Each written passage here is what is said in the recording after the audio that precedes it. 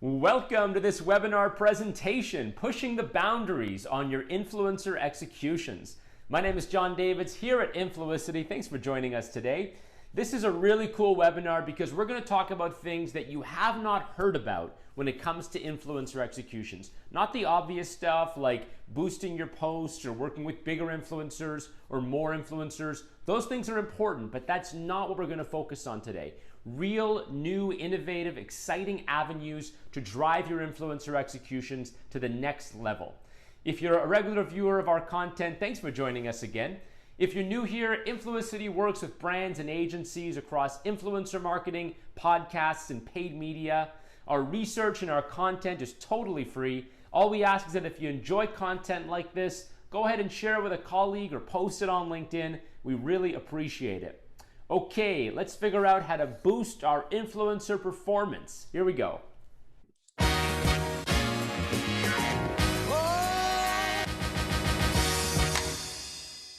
Welcome to this webinar presentation brought to you by Influicity, trusted by world-class brands for influencer media, original podcasts, and marketing across emerging platforms.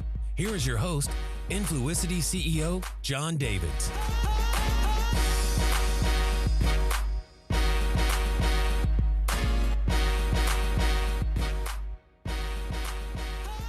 Okay, let's get into it here and talk about pushing your influencer executions to the next level. So I'm going to cover a few different areas, really three big ideas, big categories. I'll get into the insights across each one. I actually had a hard time preparing for this webinar because there's frankly too much you could talk about. So I decided to narrow it in. So I'm going to start off talking about one big category and a whole bunch of tactics inside that we're using. And it's one that I've talked about before, but I'm going to dig in and give some more rationale and some new research on this one. And that's podcasts. The podcast landscape in general, I would say, if I had to describe it, I would say podcasts in 2021 are like Google Ads in 2006, YouTube in 2008, and Instagram in 2014. So building it today is really important, or you might miss the boat. So let me kind of go into detail about that. I got my start in in this industry, in influencer marketing. And I remember as far back as 2008 and 9, people were building YouTube channels and 50,000, 100,000 subscriber channels on YouTube were pretty easy to build back then. I mean, relatively speaking, you had to be good at what you were doing. And we saw the same thing with Instagram. I threw the Google ads in there for those who are old enough to remember when you could buy, really, really great keywords on Google for like a few pennies a click. Good luck doing that today. You're probably paying dollars or many, many dollars. In the early days, there's always opportunity to arbitrage. There's always leverage that a marketer who knows something that other marketers don't know, or at least it's not widespread in the industry, there's an opportunity to get in and build really, really quickly and get ahead of the game so that by the time that thing is well known, you've already cemented your place. You've got the strategies, the know-how, the placement to do it really well. And that really is where we see podcasts today. Now, some people look at that and they say, well, podcasts aren't new. They've been around since, really for like 2000, maybe even earlier if you define it as just a radio show that's being recorded. Yeah, they've been around for a long time. The other thing people will say is there are many, many podcasts. That's true. There's 2 million of them. The truth is most of them are garbage. 90%, 95% of podcasts are not worth listening to, and that's why nobody listens to them. So we're not talking about being one of the 95%. We're talking about building something that actually has retained value and equity and doing it in a smart way. So some new stats in the industry, 61% of, just for context, this is from Edison Research, research that was done earlier in 2021. 61% of listeners to podcasts say they bought something after hearing an ad in a podcast. There's about an 80% retention rate within podcasts, meaning that people are more engaged, retained, and listening to about 80% of the content before tuning away. By the way, compare that to like a YouTube video, a 3-minute YouTube video. Maybe your attention span is like 12 seconds, whereas you have a 30-minute podcast and you're listening to 27 minutes of it. That's pretty good. And finally, 2 to 3x increased engagement, again, compared to video or radio. And the rationale for this is actually pretty straightforward. A podcast, anything audio, is really a single consumption product. You're not listening to 3 podcasts at one time. You're listening to one podcast, and it's probably consuming most of your attention while it's on. Compare that to browsing the web or watching a TV show. You've got 1 or 2 other screens going, you're having a conversation, you're reading something, you're eating, whereas podcast is a much more solitary activity. Maybe you have a secondary thing going on, like you're washing the dishes or you're jogging, but your attention isn't going anywhere else. So what does this look like when it comes to an influencer activation? Because really, we're talking about this in the context of influencers. You want to buy a 30-second spot or a host read on a podcast, go for it. It works very well. We do it all the time. But how do we look at it in terms of influencers? So this is what it looks like in action. These are some visuals from our podcasts, and there are many others out there. I'm just using data that we have here. So what it looks like is building a podcast around a personality, around talent. Now, the reason we say build it around talent, build it around an influencer, is because by using an influencer as the pillar of your podcast, you're actually solving like 4 or 5 problems at once, or you're checking 4 or 5 boxes at once. The most obvious one is you're getting a host or a moderator for your podcast. So check, we've got someone who can kind of be the anchor of our podcast. So that's good. The second thing you're doing is you're bringing in a built-in audience, which is an obvious plus. We're not starting from 0. We're starting from an influencer who already has 500,000, 5 million, 10 million followers online. So that's good. But you're getting a few other things too. When you think about an influencer in the center of your podcast, you're also getting credibility in a certain category. So if it's Justin Warner at the top left there, you're getting credibility with food, you're getting credibility with business, with real estate, with finance, with music, whatever category it is. You're getting a whole bunch of knowledge because the host is going to be passionate. That influencer is already a content creator. So you've got an engine of content that's going to be coming to you.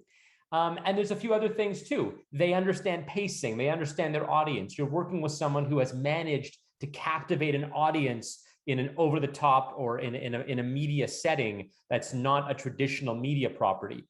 So for all those reasons, we like to start with the influencer. And then from there, we think about what is the editorial, what is the content, what's the general format.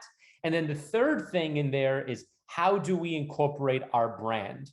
And that third thing, you might say, well, I'm a marketer. That's kind of the first thing on my mind. Well, it is the first thing on your mind, but when you're building a media entity that consumers are going to be really, really attracted to, if you're marketing a credit card, that might be great, but I don't want to tune into a podcast about a credit card. I want to learn about saving or spending or shopping or whatever. Credit card is the third thing in there. If you do it right, don't worry, your product's going to be front and center.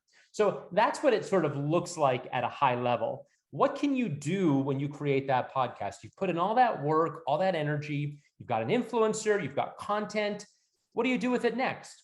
If you think about the podcast at the top of the pyramid, and then below that, you've got the various distribution points. So you've got your audio platforms, your paid amplification, you've got brand web and mobile, you've got your brand social media channels. The podcast can live on all of these channels. Over on the far right there, you've got video content. When we're producing podcasts, we capture video of everything because it's a phenomenal asset to have. Over on the far left, you see transcripts, creating blogs, creating SEO-rich content, creating translation content. Hey, your podcast might be one audio episode, but why not turn it into a 300-word blog that somebody can read in 4 minutes? Why not turn it into a really content-rich piece of SEO so that you're ranking at the top of Google? There's so much you can do there. And finally, the host socials and the guest socials are prime spots to be sharing this content. And frankly, it goes viral quickly if you're using the right stuff. We had a clip, I don't have it in this webinar, but we had a clip of one of our podcasts. Scott McGillivray was debating with Kevin O'Leary, Mr. Wonderful from Shark Tank. And that clip did so well. That single clip probably got more viewers on social than the entire audio podcast did. So really using the content in a smart way can push that influencer reach, pretty far, probably more than you'd expect. A couple more points on the podcast element before we move on to the next tactic. I'm not going to go through each of these individually, but what I would recommend is think about optimizing the podcast execution for your own KPIs. So what really do you want to accomplish? Is it top of funnel awareness? Is it bottom of funnel acquisition? Is it capturing first party data? We all want to capture first party data because Apple and Facebook are messing with our marketing plans right now. First party data is very important. Do you want to really build an advocate program, bring people on board to be advocates and pitching your brand? Do you want to fuel SEO? Is SEO a part of your remit in your position? So there's all kinds of things you can do with a podcast. You probably can't do them all at once, but you certainly can optimize for the objective that you have in mind.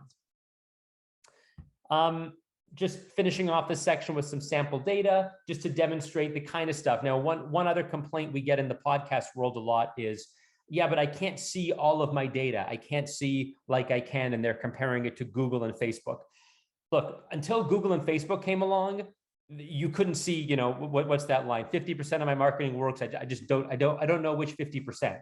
That was how marketing worked up until 2000. And then Facebook and Google came along, and it was great. They've made everything visible and transparent. I would say we're probably about 70% there with podcasts. We're definitely not any further than that. And unfortunately, the last 30% is what every marketer wants to focus on.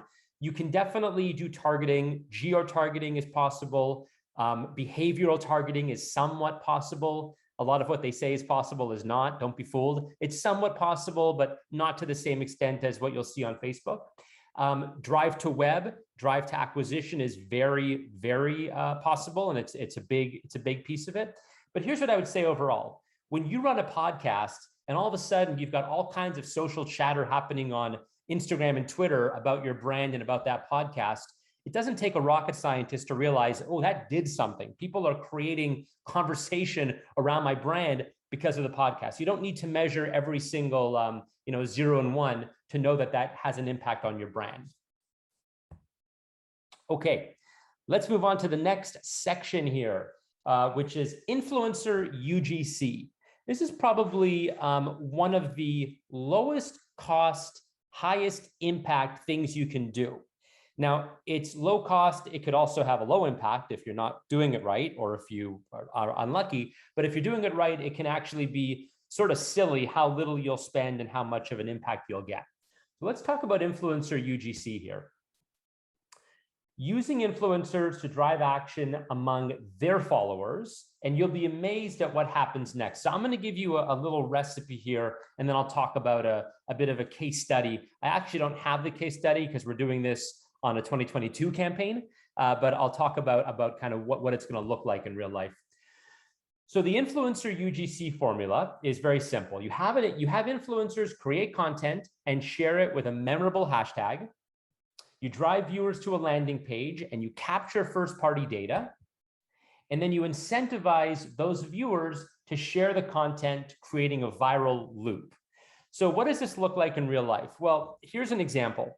Say you were a restaurant brand. You have, let's say 300 or 400 locations across the US. I don't want to talk about who our client is, but let's just say it's a restaurant brand, hundreds of locations. And what you're trying to do is get people to try your restaurant, consider your restaurant, make reservations at your restaurant, take note of your menu. You want there to be conversation and dialogue and socialization among your restaurant.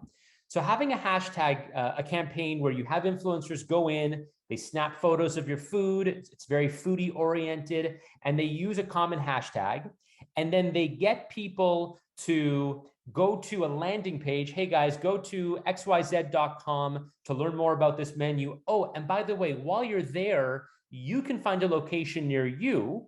And if you want to create a video just like I did and hashtag your experience at this restaurant, you can go ahead and do that. And you can actually enter to get a gift card for $200 as long as you promise to hashtag your experience at this restaurant. what's going to happen if you're doing it right is you're going to have at least 2 people for every influencer that does that. You'll get 2 people who follow their advice, go online, go to that landing page, apply, say, I want to do this, and get that gift card and go out and create the content. And those 2 people who create that content, that's free. That's earned media. That's user-generated content, or UGC as we call it. And here's where it gets really good.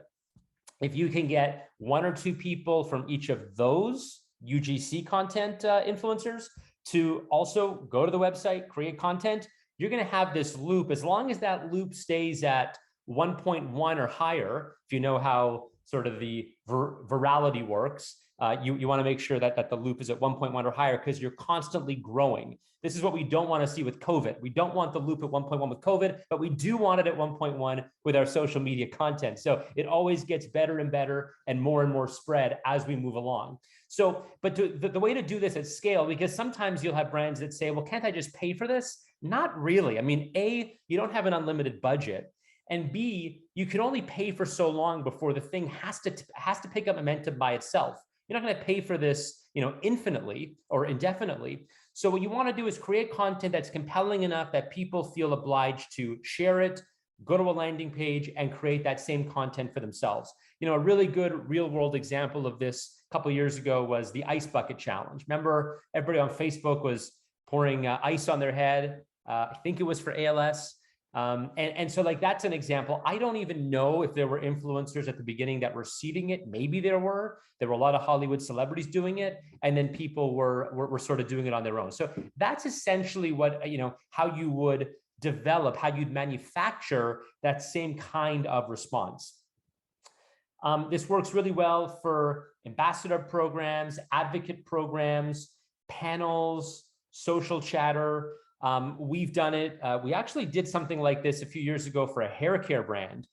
We called it flooding the zone. So what we said was, we want our hashtag, our hair care hashtag on Instagram to be trending. We want it to be the thing people find when they're searching for hair on Instagram. And we managed to do it for a couple of weeks. We had this brand that would come up every single time this hair was searched on Instagram. This is back in 2018. And we did that through a similar tactic, a lot of UGC. We did some seeding and we had a lot of UGC. Panels, that's another thing, by the way. If you have a mailing list, if you have any kind of newsletter at your disposal, or a really responsive social media circle on your Facebook or on your Instagram, try to get those panels, those followers, to do this as well. You might be able to run a UGC campaign without ever even hiring an influencer.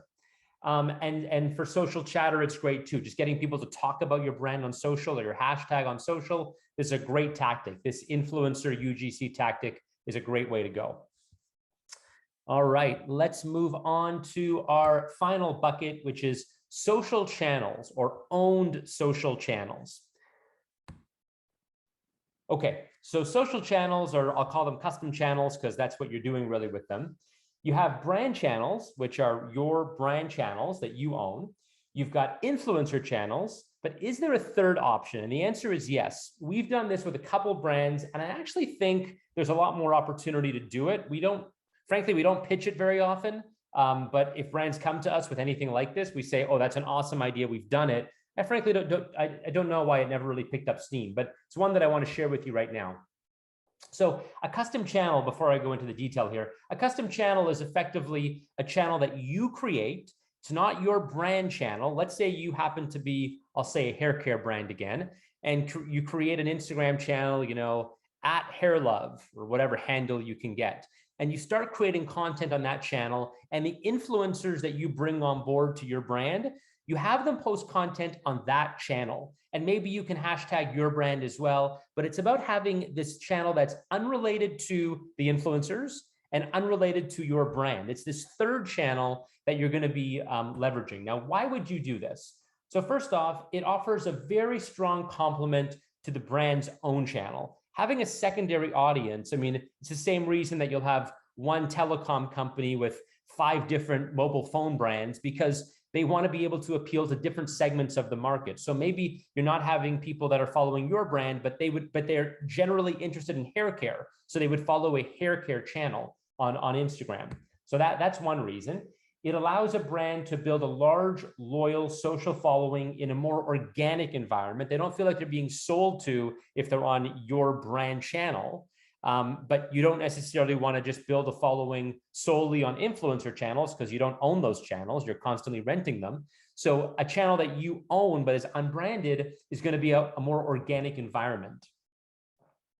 You've got cleaner posts with fewer disclosures. This is an important one. Being able to post content without having to constantly disclose is a really important thing for brands. And by the way, if you're not disclosing, you definitely should be, because the regulators are coming down harder and harder on influencer content that's not disclosed as such.